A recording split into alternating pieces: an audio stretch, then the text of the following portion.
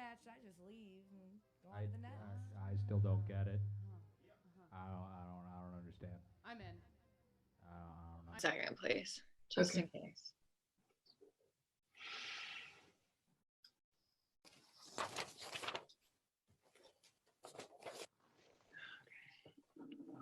Yep, we're live. You can share your screen probably pretty quickly because I don't think people will jump Just on for a it second. immediately. Okay.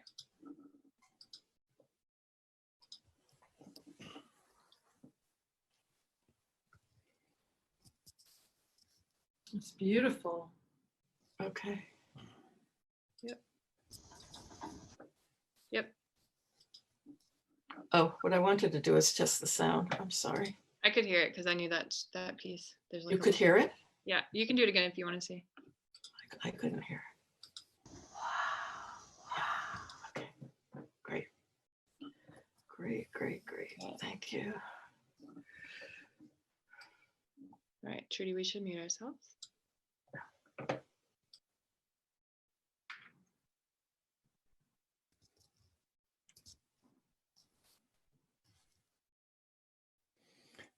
I'm still not seeing it on Facebook feed. Did you try the videos tab? Yeah, maybe I have to refresh.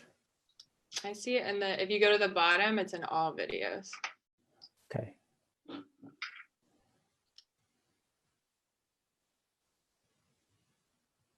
I can already see some audience members as well.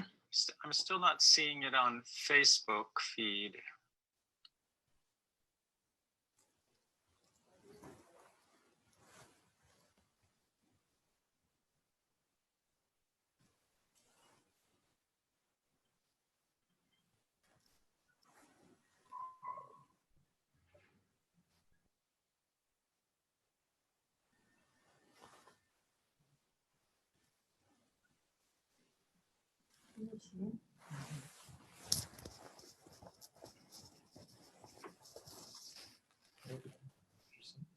Cute picture of you.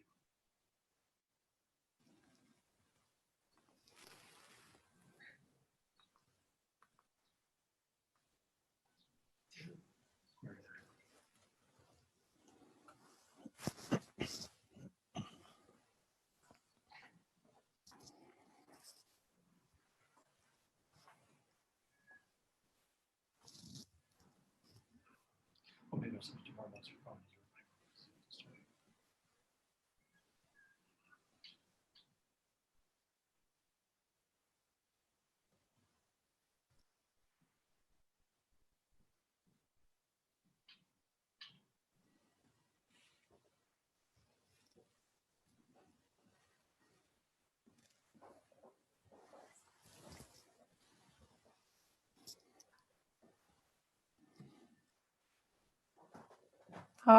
Is everybody out there? All right. Okay, John, could you help me with the standing by sign? Yeah, just hold on a second. Did this last time. It's a little bit awkward. Okay.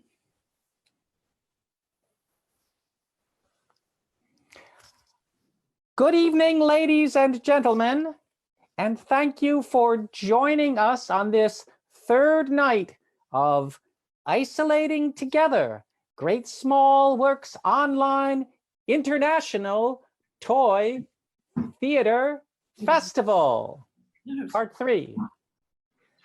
Our Great Small Works company includes Trudy Cohen and Jenny Romaine and Roberto Rossi, Mark Sussman, Stephen Kaplan, and John Bell, and our good friend Lindsay Wagner, making things happening, as we seek ways to isolate together, to hold on to creative impulses and touch each other virtually.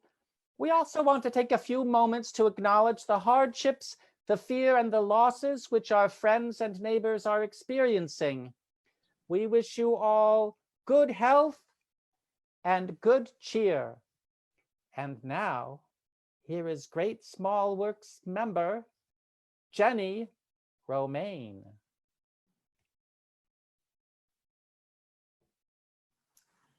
Well, hello. Dumplings, flowers, the rest of us. I'm so glad that you're here. My name is, well, in my world, we say Yenage Enamor, but here in New York, they call me Jenny Romaine, but I'm actually the spirit of Toy Theater Future. And I'm really thrilled to be here tonight because I have seen the future, and it's made of paper and it's small. But really what I want to say is we toy theater performers, makers, world builders, in the future, we're really fascinated by this moment in your history when toy theater practitioners, with their capacity to world invent, took the bull of Wall Street by the horns and made a complete societal transformation. So when we look back at this moment of the total and successful May Day rent strike in New York, for example, or the passing of the People's Bailout, where everybody, whether they were documented or not, got stimulus and recovery support. And then of course there was the PPE that came rolling in from the federal government, and the OSHA protections for all of the healthcare workers. And then of course all the essential workers and the post office workers were strengthened and renewed in their good work, and everyone was released from the prisons. And it just must have been a heck of a time in this country. So, but what was really cool when we learned about it is that we learned that at the center of it were a bunch of toy theater practitioners who had this capacity to understand that you could imagine a world. And so they did it. And so we in the future ended up with all this, the Green New Deal stuff, and we all adapted, and there was a huge crisis, but then there was a giant transformation. So I just like to say it's so cool to be here. And I understand you guys are super stressed out, but I bring good news from the future. And you want to hear the ditty that came through? This is what's really interesting. It was a song about toy theater that the great world inventors would sing amongst themselves. And I learned it, and I'll sing it to you. I probably sing a very old-fashioned version of it, but I'll sing it, and perhaps we can all sing it together. I'd be so honored. I'm honored to be in your presence. So it goes like this. It's got an arch. Now, an arch really is more like this. Well, actually, you'll figure that out for yourself. It's got an arch, like a proscenium arch, that invention of the Renaissance. It's miniature. We know the compressed power of the miniature, and it's flat. Miniature and flat. Let's do that again. It's got an arch. It's miniature and flat. Miniature and flat. It's got an arch. It's miniature. It's flat. And it's made by you. Arch, miniature, and flat. You got that. Let's do it together. Arch, miniature, and flat. Miniature and flat. What? Arch, miniature, and flat. Miniature and flat. Arch, miniature, flat, and made by you. Hey, arch, miniature, and flat. That is that. So thank you, people of this time and place, for making the transformation that we all really needed. And now, on with the show. Mwah! Wow, thanks, Jenny. That was really awesome. And as we know, tomorrow is May 1st, May Day, day of big strikes and celebration of the workers who need celebrating definitely right now. Our first performance, which is a pre-recorded performance, some performances tonight will be live, and some performances will be magnificently pre-recorded, like this one by Liz Downing from Lurch and Holler Music in Baltimore, Maryland. The title of this piece, which Liz created in isolation in April 2020, is "Oh, Little Cabin in My Soul, I am thief and I am guard."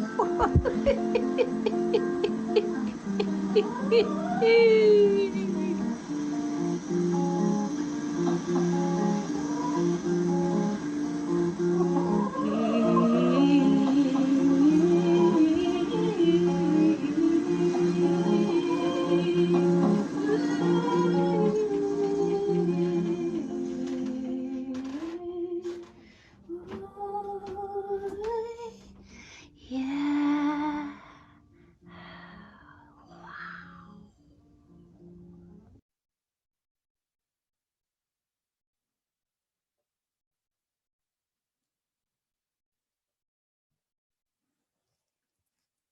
Wow is right. Oh, little cabin in my soul, I am thief and I am guard. Thanks, Liz Downing. I'm going to think about that in my dreams tonight. The next performer is a Great Small Works member, Stephen Kaplan, who lives in the epicenter of the COVID-19 pandemic in the United States, Queens, New York, the great borough. Stephen Kaplan, Great Small Works, and Kwong Yu Fong will present Toy Theater of the Carved Eraser #2, conceived, designed, and directed by Stephen Kaplan, performed by Kwong Yu Fong, ni hao, and Stephen Kaplan. The stage was built by John Bell, but he doesn't remember doing so. All images in this production were appropriated without the consent of the original artists, but were lovingly carved on Mars Stedler grand erasers and certifiably hand-stamped by Stephen Kaplan. Toy Theater of the Carved Eraser #2.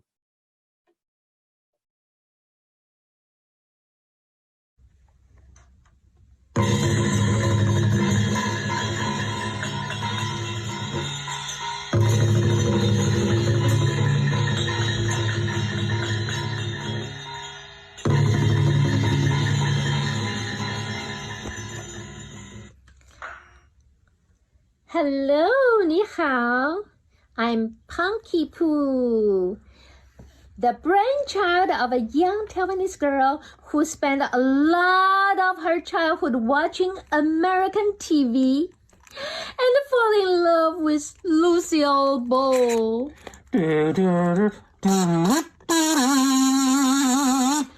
I love Lucy. Mwah, mwah, mwah, mwah, mwah. But I also love Chinese opera. So it is my honor to introduce a teeny tiny piece of the great country classic, The Peony Pavilion. Take it away, Mei Lan Fang.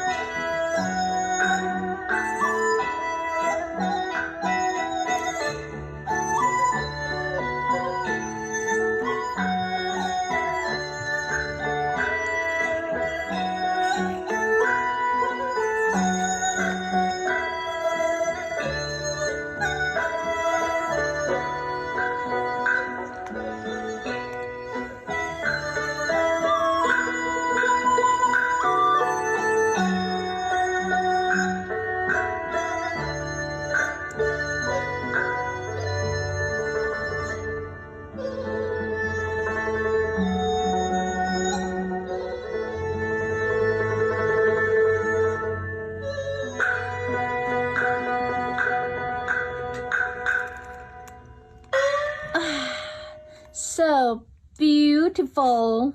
And now, to help you understand what you just saw, we present the great German theater director and playwright, Bertolt Brecht.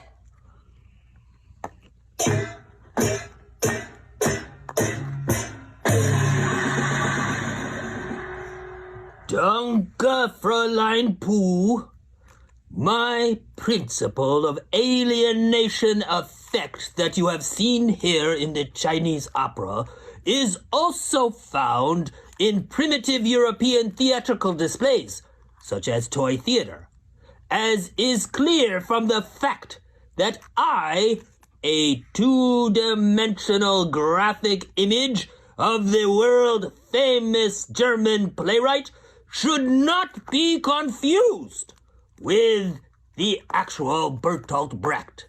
And furthermore, that the images... Wait, I'm not done. The image is being transmitted, but I'm not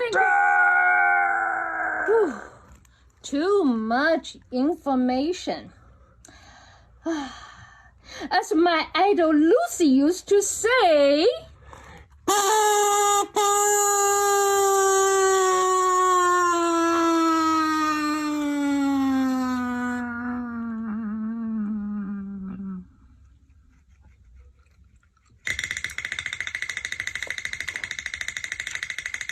Hello, kitties! Yes, it's Bernie Silver. I just came down from Puppet Heaven to tell my friends on Earth that I approve wholeheartedly of this Toy Theater Festival. Thanks so much, guys. You rock!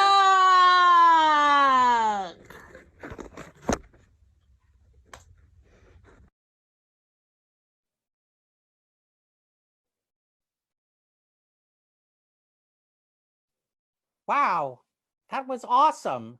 Bertolt Brecht and Bernice Silver and Meilon Fong and Kwang Yu Fong all in one place, rocking it out.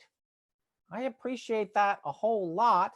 I've been trying to work on those Beijing opera hand gestures, but so far I've only got this one. Pointed finger.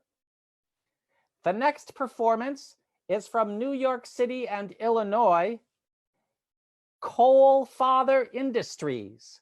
The piece is entitled Brilliant Virus, in which an unhinged leader convinces his followers that a virus does not exist, but is also brilliant. Brilliant Virus, Coal Father Industries. The germ has gotten so brilliant.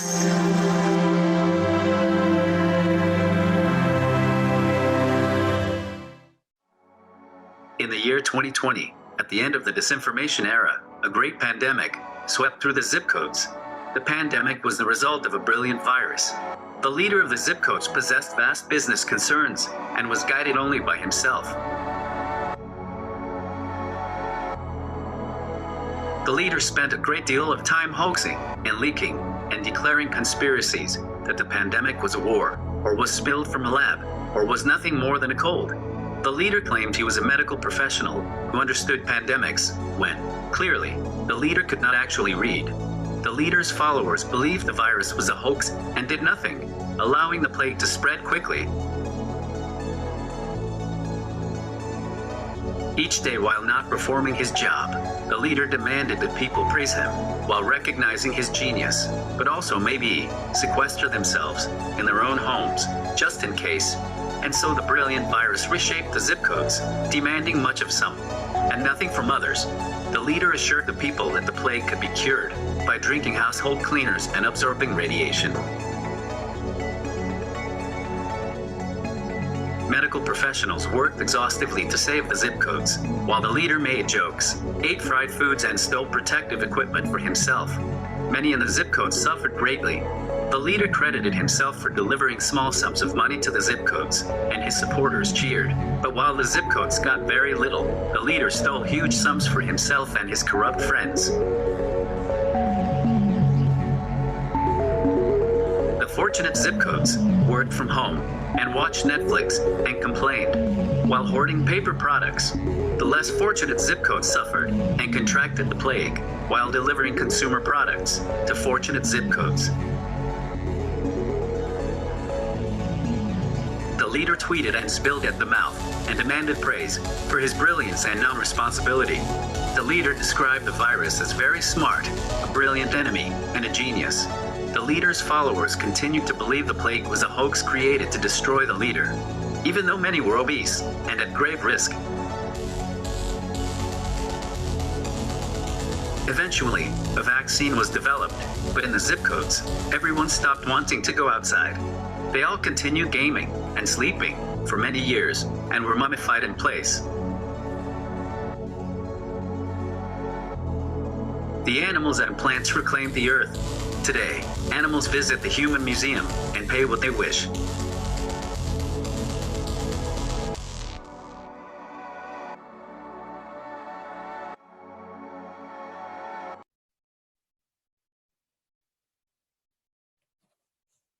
Wow, Coal Father Industries. I like that. Brilliant virus. Ladies and gentlemen, the next performance is the first live performance of this evening's program. I mean, that is to say, after Jenny Romaine came out from the future and sang the song and stuff like that. This is by Roxana Myram, who wanted to cook up something herself. Theoretical Ruminations on Pizza Delivery is fresh out of the oven. When Roxy's not at home slicing up paper puppets in her basement, she's serving warm helpings of joy as the artistic director of Puppet Showplace Theater in Brookline, Massachusetts. She dedicates this piece to all essential workers and service employees without whom life would be a gooey glob of formless raw dough. Theoretical Ruminations on Pizza Delivery.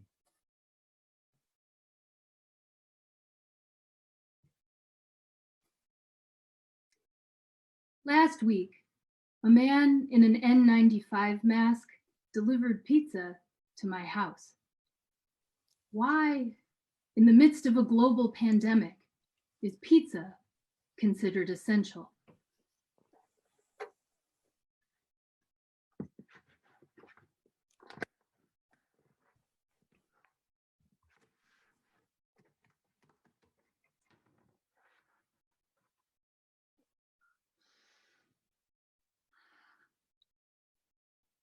Red Rose Pizzeria in Springfield, Massachusetts. My favorite family ristorante, founded by Italian immigrants. My first professional acting gig. The Cratchit family dines together at Pizzeria Uno in between matinee and evening performances of A Christmas Carol.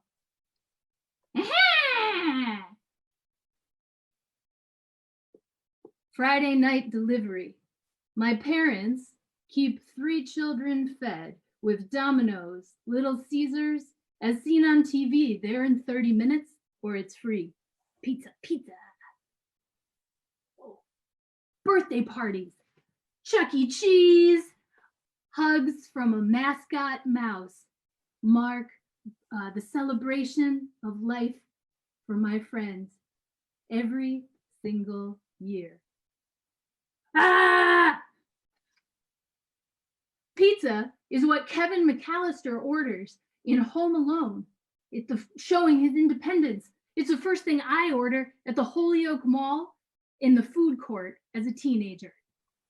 College, the artisanal masterpiece, hand-tossed, wood-fired at Pinocchio's Pizza in Harvard Square, turning dough, sauce, and cheese into knowledge.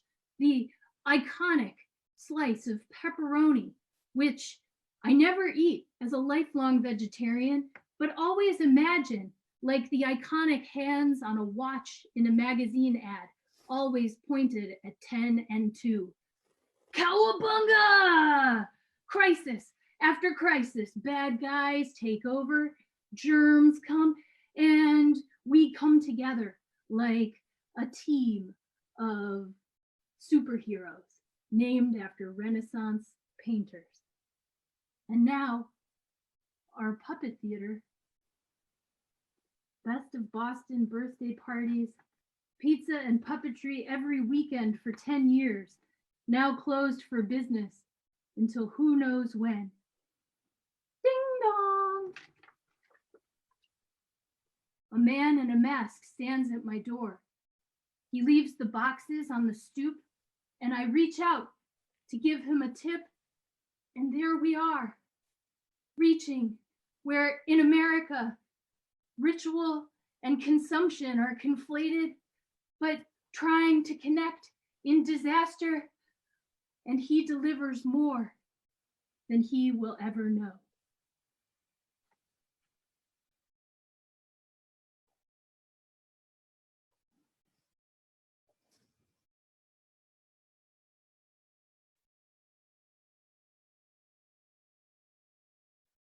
Wow.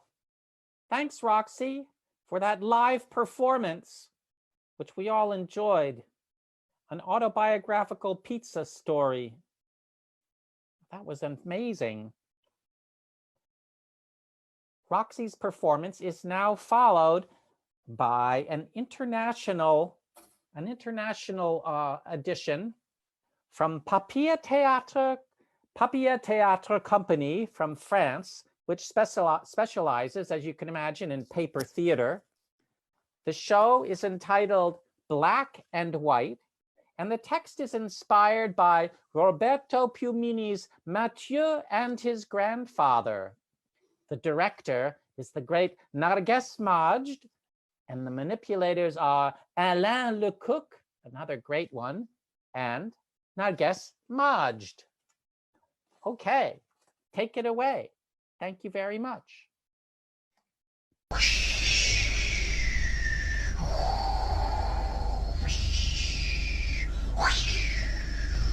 Chérie, viens voir ton grand-père. Je ne peux pas. Si j'abandonne mon avion, il y aura un crash. Viens avec ton avion. Peut-être que plus tard, ton grand-père ne sera plus là. Cela fait des heures qu'il m'entoure avec leur visage triste, sans rien dire. Je veux sortir d'ici. Où veux-tu aller?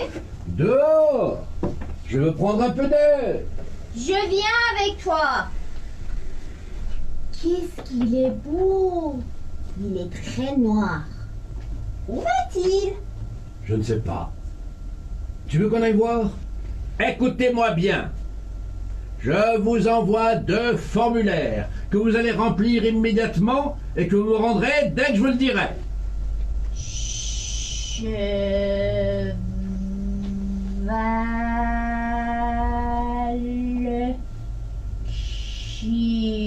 Votre temps est écoulé. Rendez-moi les feuilles tout de suite. Pourquoi est-ce qu'ils étaient aussi méchants? Parce qu'ils ont peur de ceux qu'ils ne connaissent pas. Oh, mais je ne veux pas être comme eux. Alors, il ne faut jamais les oublier. Comment est-ce que je peux ne jamais les oublier? Quand tu veux que quelque chose te reste éternellement, tu peux le sentir. Comme ça, il restera toujours dans ta tête. Il te suffit de fermer les yeux et de respirer profondément.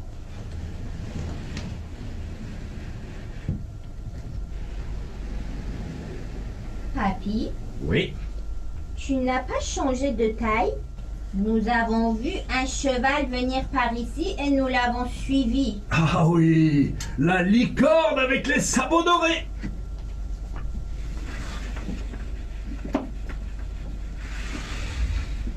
Monsieur, c'est quoi ces choses qui sortent de votre bouche? À vrai dire, j'ai une très mauvaise habitude. Je mens sans arrêt et à chaque mensonge, une corde sort de ma bouche et m'attache. Je peux te dire quelque chose? Vas-y. Je mens parfois.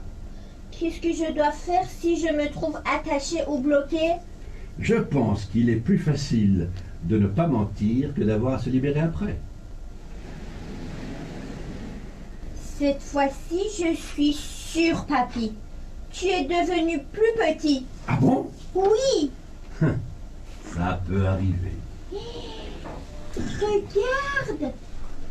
Il y a un autre cheval.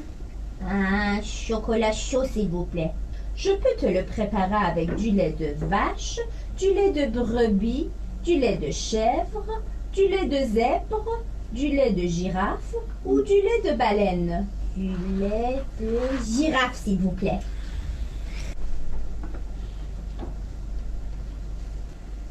Il y a quelque temps, un beau cheval est venu ici.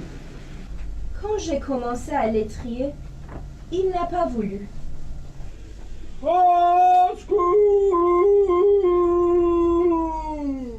Ne vous inquiétez pas, on va vous aider. Tu peux pas m'aider, petit. Tu vas tomber dans le puits et je te préviens qu'il n'y a pas assez de place pour deux ici. Il s'est dressé sur ses pattes de derrière. En faisant cela, il a renversé mon blé et il est parti au grand galop en me laissant seul avec toute ma récolte. Comme d'habitude, ma mauvaise chance m'a conduit vers le malheur. Au feu! Au feu! Au feu!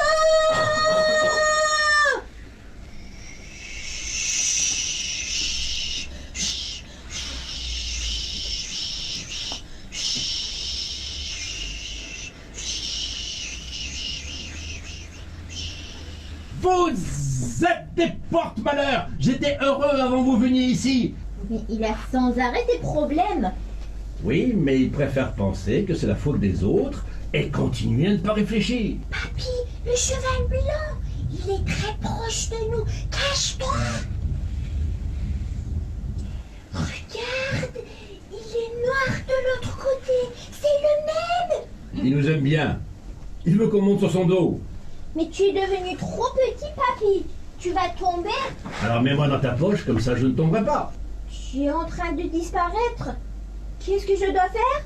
Bah, il faut que tu me gardes dans ta tête. Alors, il faut que je te sente? Bah oui.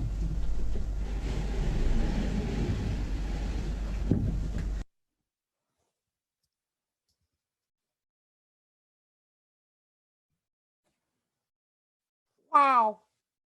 Now that was super awesome. Black or White by Papier Theater, Narges Majd and Alain Lecoq. I'm going to have to read Roberto Piumini's Mathieu and his grandfather. The next performance is by Enormous Face, Kaylin Sherrard from New York City. This is a little speculative labyrinth of screams from Enormous Face, who is trying to find ways to do puppet shows online. I guess like this example, performing live sets this week on Instagram and Facebook. Enormous Face.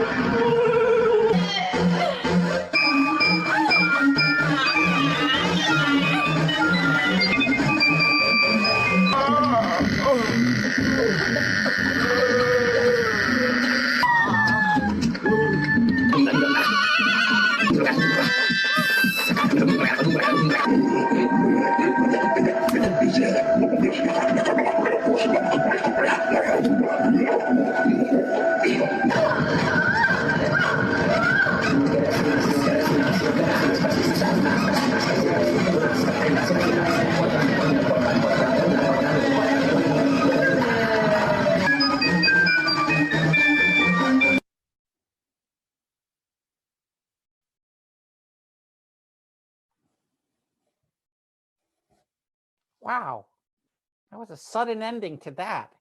I was following along completely, overwhelmed in that sort of Dadaist kind of way by Enormous Face's performance. And he's going to be doing more things on Instagram and Facebook this week. The next performance is also live, all the way from the Northeast Kingdom of Vermont. It's called Vanishing Objective Theater Company. That's the name of the company. It sounds like I just made that up. And the name of the show is Volcanoes. Volcanoes. Volcanoes.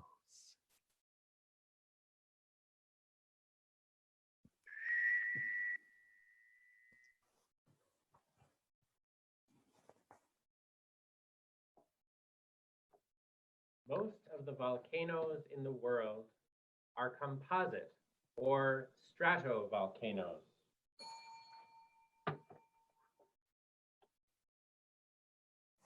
Stratovolcanoes are formed by lava cinders and ashes from an eruption.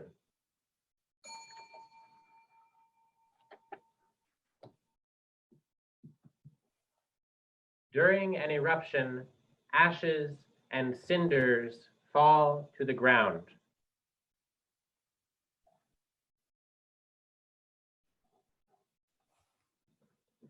The eruption quiets down and lava slowly flows out, covering the layer of ashes and cinders.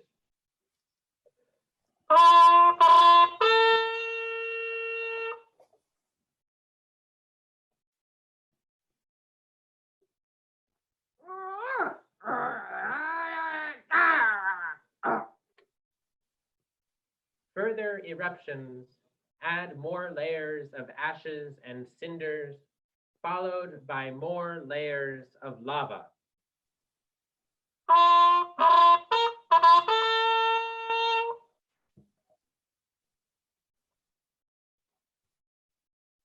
They are still active, though they have not erupted for many years.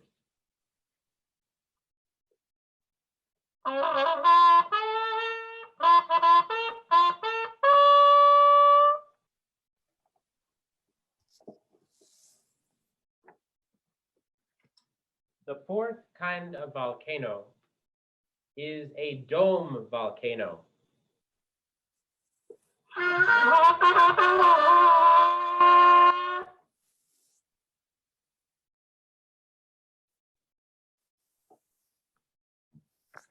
The pressure builds up. The volcano blows its top, like St. Helens did.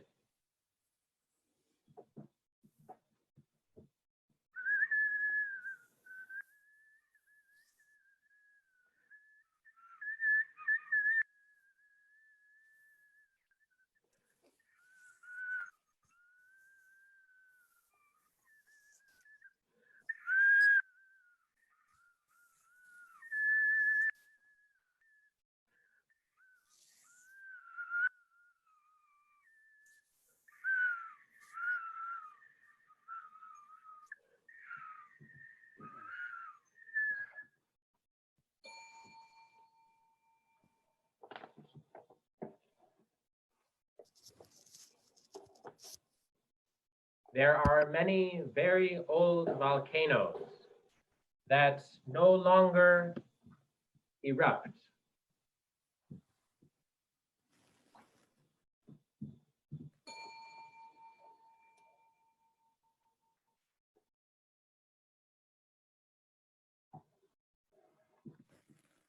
These dead volcanoes are called extinct.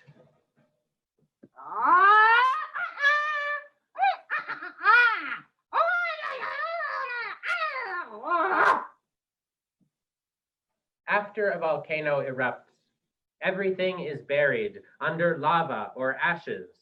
Plants and animals are nowhere to be found.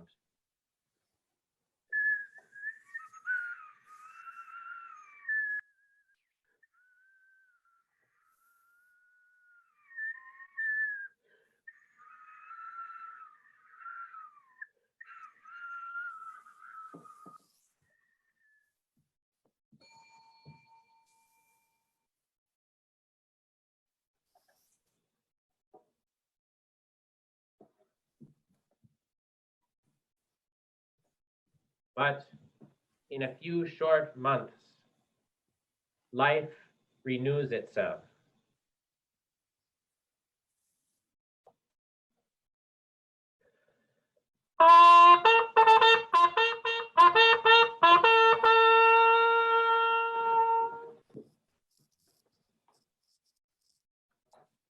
Insects and other animals return.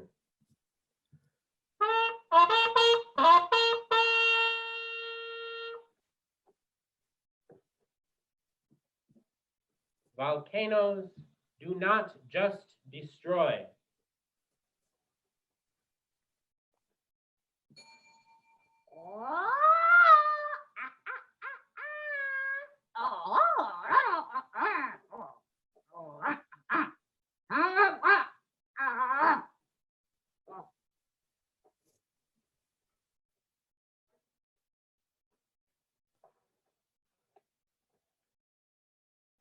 They bring new mountains, new islands, and new soil to the land.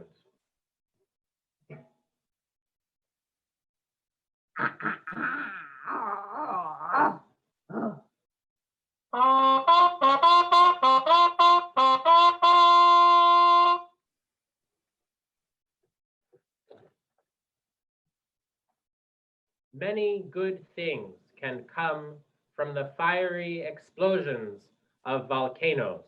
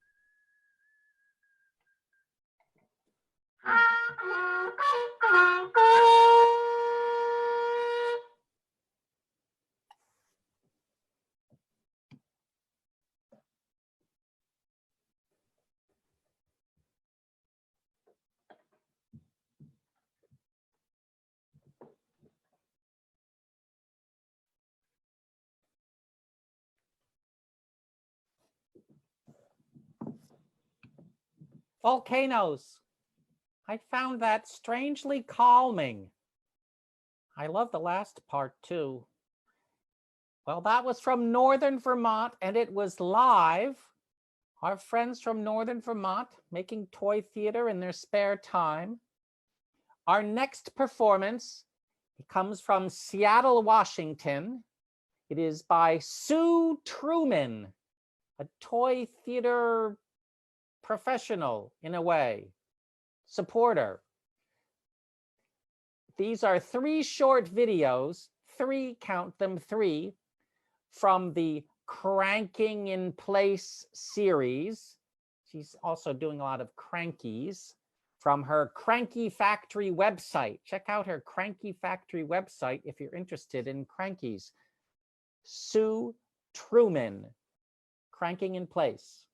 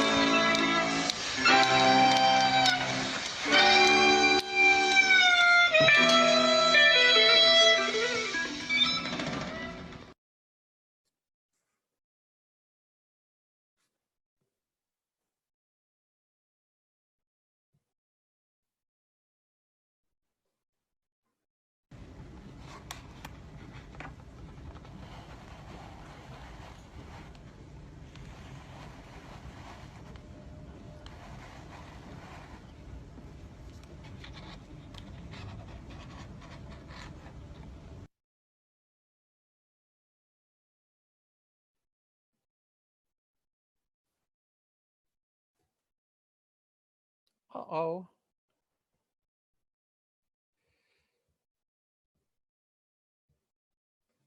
Oh, sorry. I got fascinated by that last video. I love that. There's a third one coming up by Sue Truman. It is sung in Scottish Gaelic by Sue's fellow mask maker, Stacey Gearman. And it is called Nuair a Reinig Mimbaile.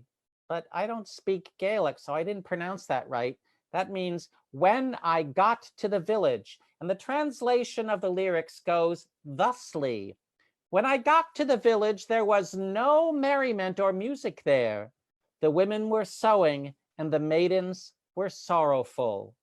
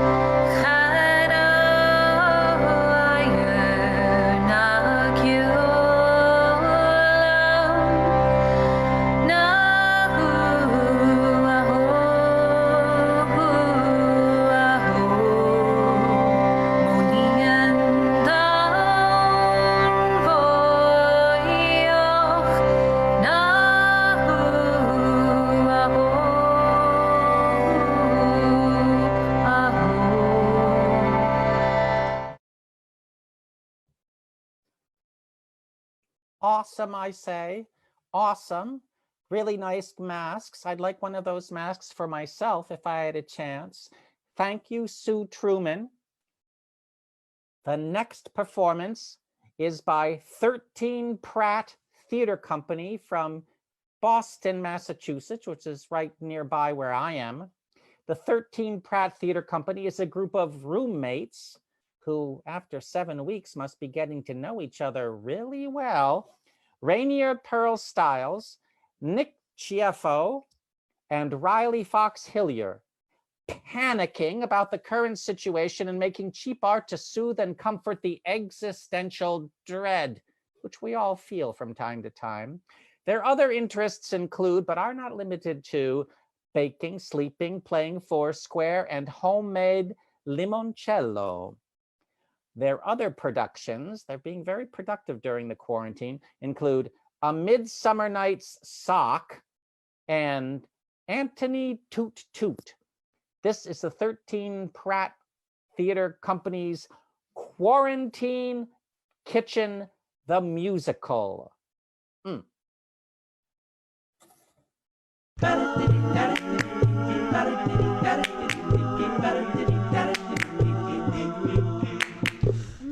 How can I do this for 18 months? I can't stop fidgeting. I can't stop fidgeting. How can I do this for 18 months? I'm gonna go crazy.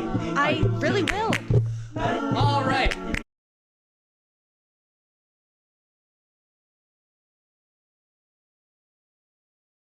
Really don't want to do that. 4, Fine. 3, 2.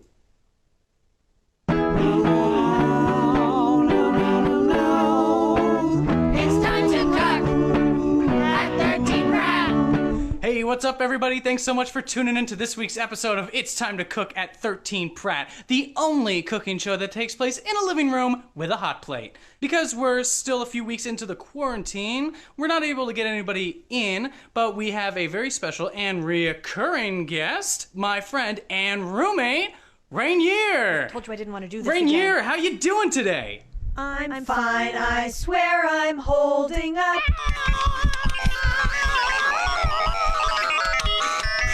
I'm calm, I swear I'm doing okay. I'm fine. Fine? That's great. Today on the show, we're going to be making a very simple recipe. Something Symptom. It's not a symptom. It's not momentum. It's not a symptom. It's not a symptom. It's not a symptom. It's not momentum. It's not a symptom. COVID-19 is setting the scene. COVID-19 is making me green. Bless you! Thanks. It's allergy season. So today we're going to be making a flambe sock. Rainier, where did you get this recipe? My Nana taught it to me. That's right. It's a super easy, super simple recipe. Just gotta take a sock of yours, throw it over medium heat, hit it with some rum. It's gonna caramelize those threads nice and crispy. So you only need 2 tablespoons. Go ahead and splash that right on there. Oh, what are you doing? That was all of it. That was all of it? Yes, you no! We only had rum for 2 weeks, but then we ran out of it. What do we do? We only had rum for 2 weeks, but then we ran out of it. What do we do?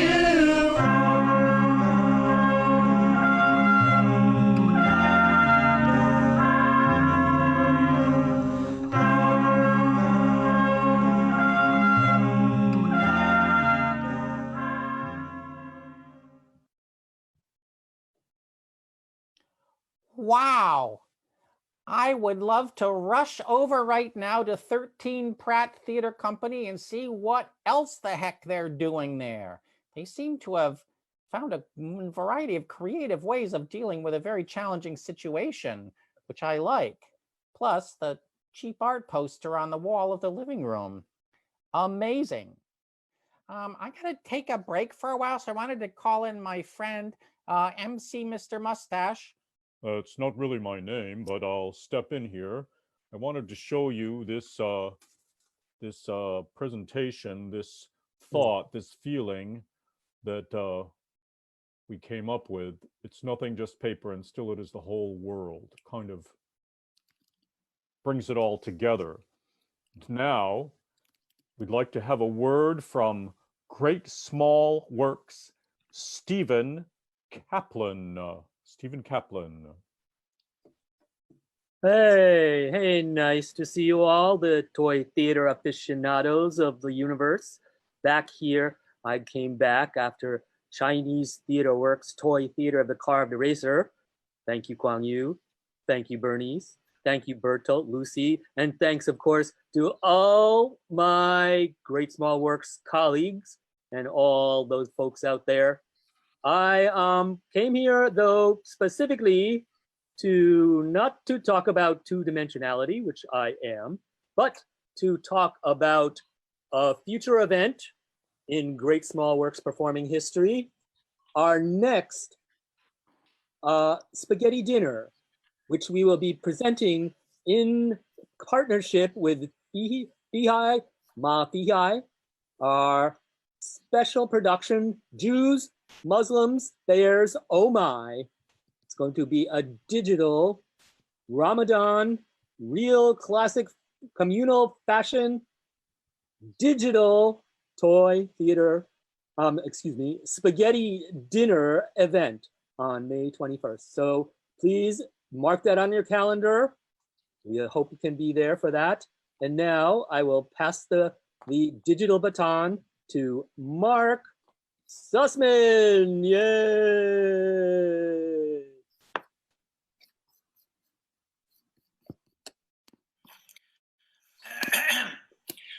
Good evening. I hope you're enjoying this festival as much as I am. What a beautiful way to spend the last evening in April. In quarantine, in your car, on your phone, wherever you happen to be. I am here to remind you that many of the Great Small Workers are working feverishly behind the screens to bring this festival to you. And if you feel so inclined, and if you're able, of course, we'd like to invite you to drop a few bucks in the virtual hat. Now, how would you do that?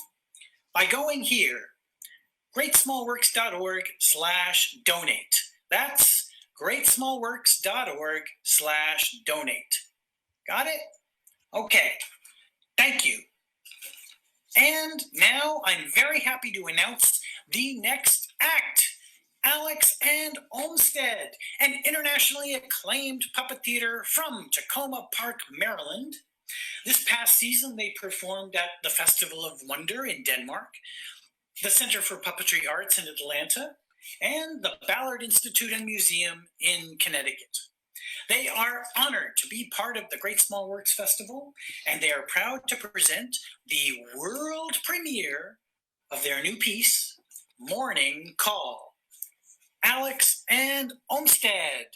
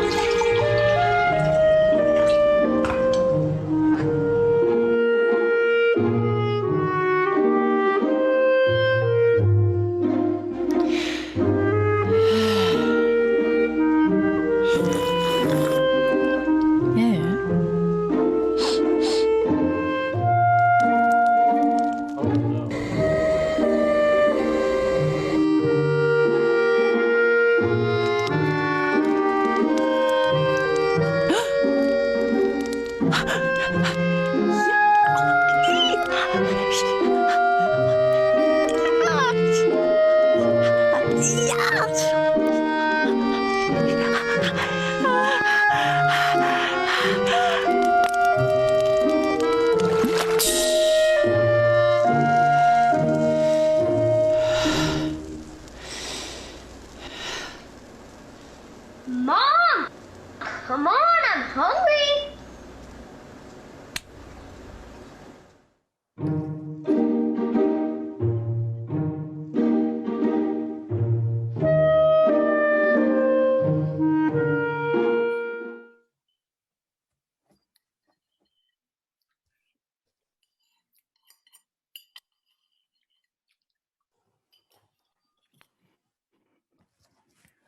Well, well, well.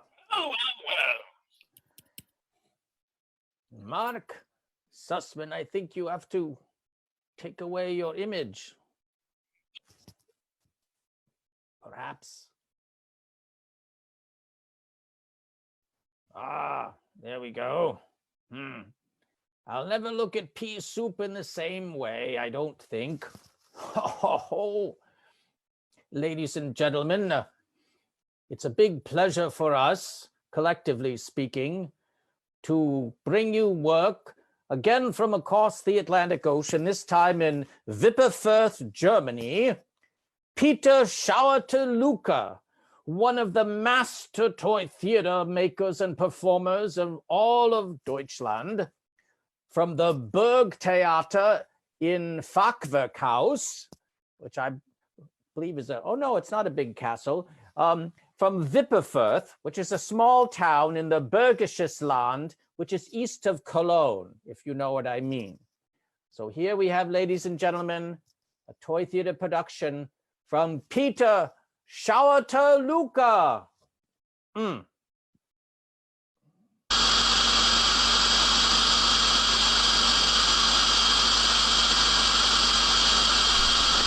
Good morning, ladies and gentlemen. This is your captain speaking. On flight 112244 of Bubble Trump Airlines from Chicago to Düsseldorf-Lohausen, my name is Dieter Flughorn, and I welcome you from my home office nearby Düsseldorf, together with my first officer Heinz Müller and our chief stewardess Marita Nagelschön in quarantine at a wellness hotel in Palma de Mallorca.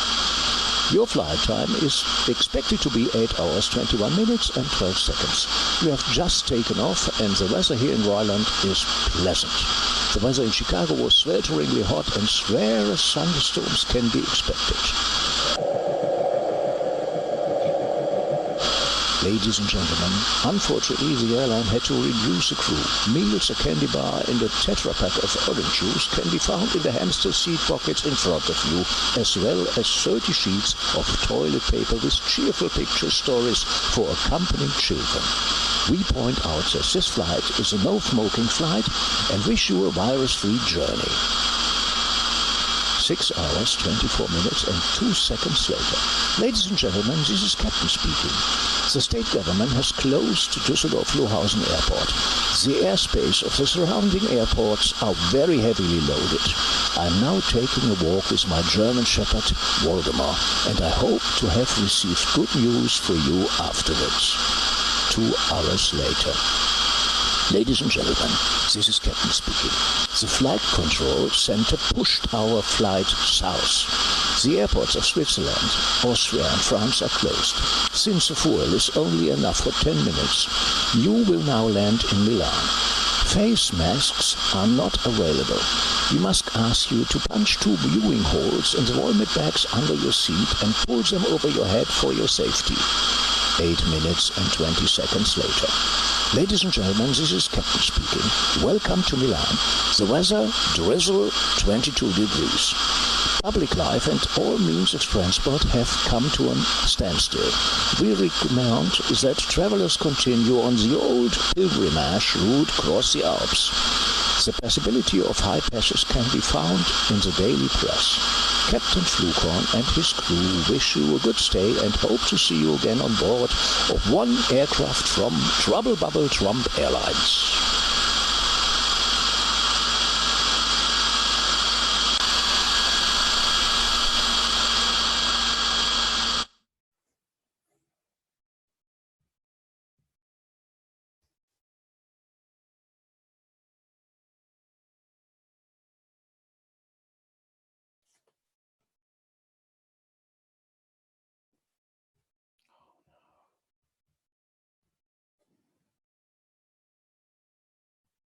Oh, hi, I didn't quite understand that one, but I liked it just the same. My name is Emily Dickinson. I came east from Amherst because I heard that Laurie McCants is doing a show called Emily Dickinson Hitches a Ride to Her Blue Peninsula, and I had to see it. Laurie McCants. Emily Dickinson hitches a ride to her blue peninsula.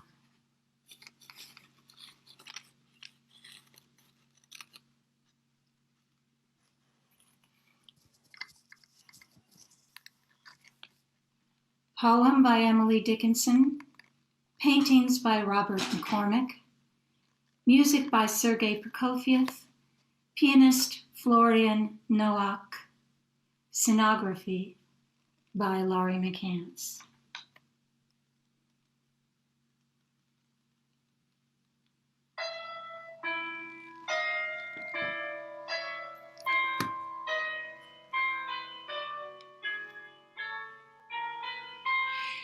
It might be lonelier without the loneliness. I'm so accustomed to my fate. Perhaps the other, peace, would interrupt the dark and crowd the little room too scant by cubits to contain the sacrament of him.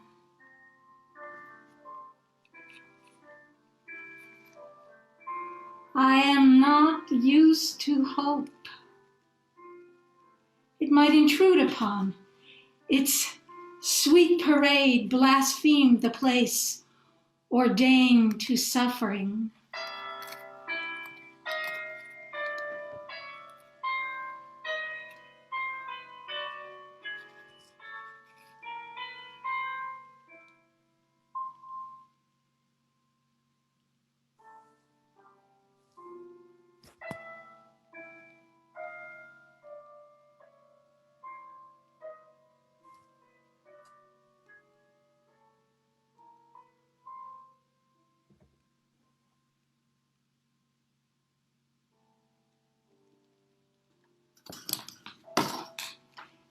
It might be easier to fail. With land in sight, then gain my blue peninsula to perish of delight.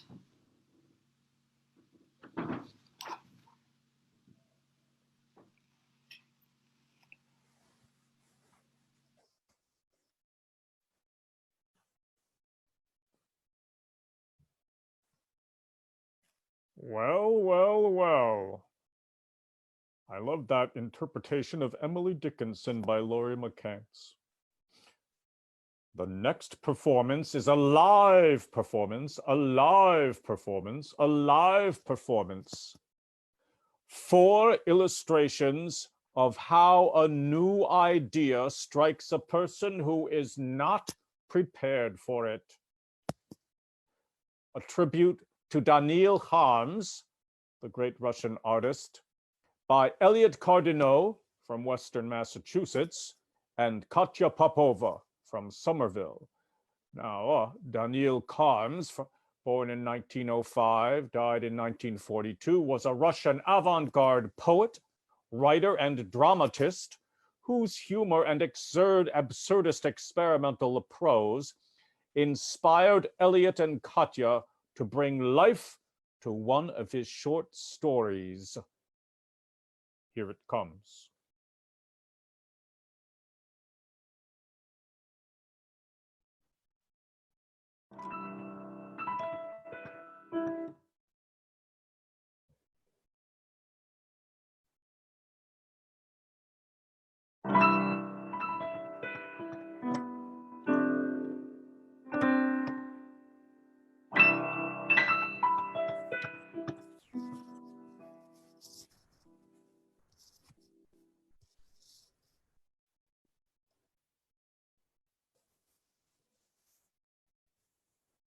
Number 1, the writer.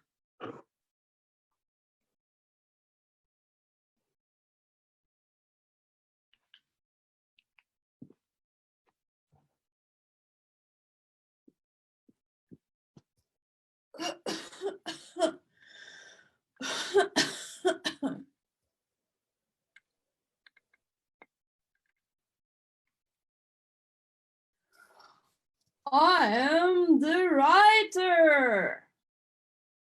The reader. And in my opinion, you're a piece of shit. The writer stands for several minutes, shocked by this new idea, and falls dead. He is carried out.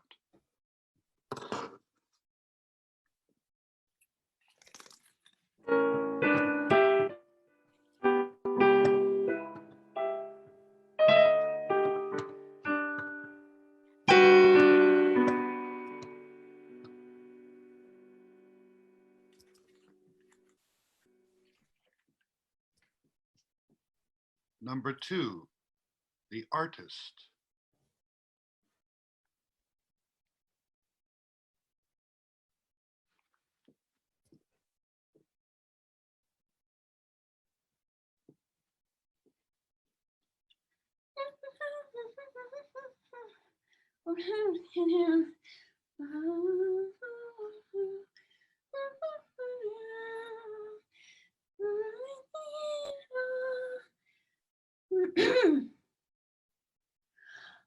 I am the artist. Worker. And in my opinion, you're a piece of shit. The artist turns pale like a canvas, sways like a reed, and suddenly dies. They carry him out.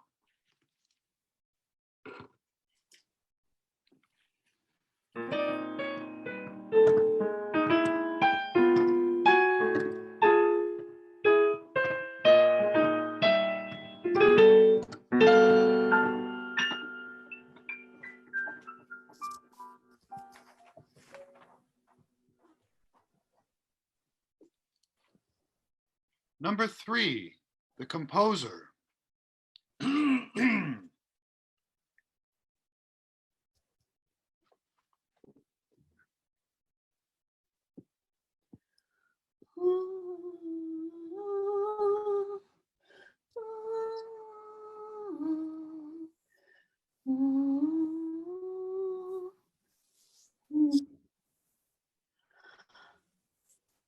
I am the composer.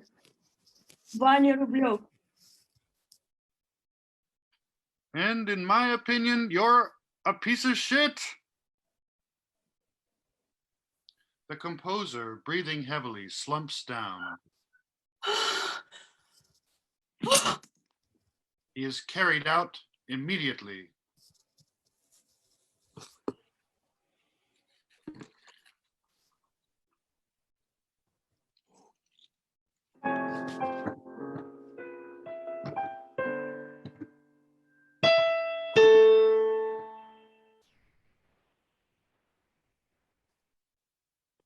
Number 4, the chemist.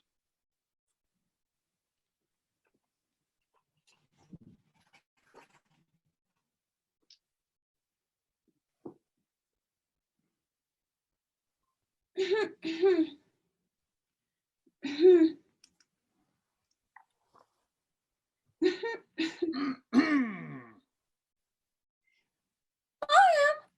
the chemist. Physicist. And in my opinion, you're a piece of shit. The chemist, without another word, collapses heavily onto the floor.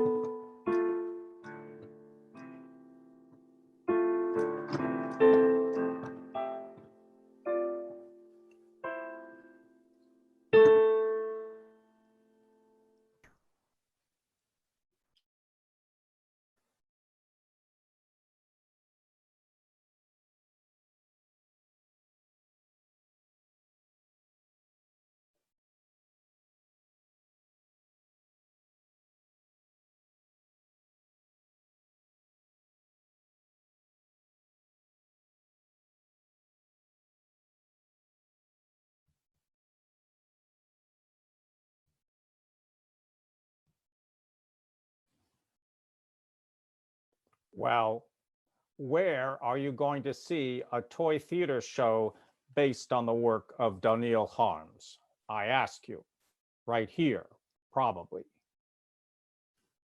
Continuing with the work of Massachusetts artists, we now turn to Eliana Stinky. They are an emerging puppet artist trying to make sense of all of this, as we all are. Please enjoy this puppeteered essay about how the way we talk about nature reflects the way we talk about one another. Now, Eliana thinks about animals.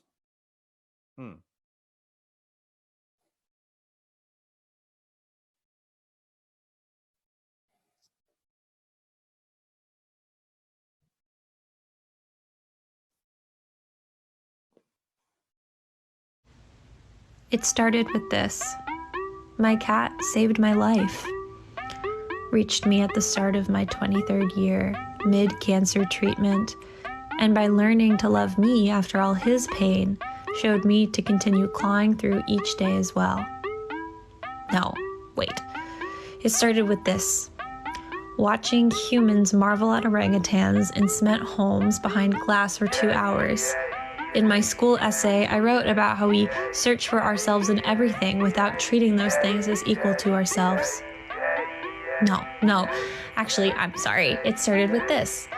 Learning that in my grandmother's world, animals were for work, that to love a non-human is to leave a human behind.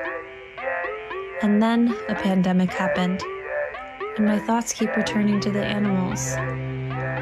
Perhaps the articles people shared on Facebook led me back to them. My timeline waxed poetic about how dolphins and swans returned to the Venetian canals, and elephants wandered through Chinese villages getting drunk off vineyard growth. We are the virus, so many shouted. When we disappear, the animals return to claim their reparations. But those stories turned out to be fake. They made readers feel warm enough to share without examining, to write ourselves out of the earth as if we are not of it. There were real stories too, but they didn't fit the Earth is healing narrative so cleanly. In Thailand, there was the largest documented fight between 2 monkey gangs who tore each other apart over 1 cup of yogurt, with hundreds of monkeys on their teams, hungry without tourists feeding them their scraps. Many more animals like deer, raccoons, goats, and coyotes have been entering cities around the world searching for food without humans to serve or deter them. They've always been here with us, but many of us could only see them when everyone else stepped away. Destroying our world and its resources is very likely what has made us sick. Our destruction of habitats creating conditions for this to occur. Our transport and sale of wildlife transmitted the disease. We treat so many people the same way, obscured from our vision and care until we are forced to take notice. Extraction and dehumanization drive the profit cycle. What interests me is when we humanize and when we dehumanize. When we perceive a creature as our counterpart versus when we reduce their status to less than us. Animals depend on us the way we depend on each other. We aren't the virus. We are living, and we need each other.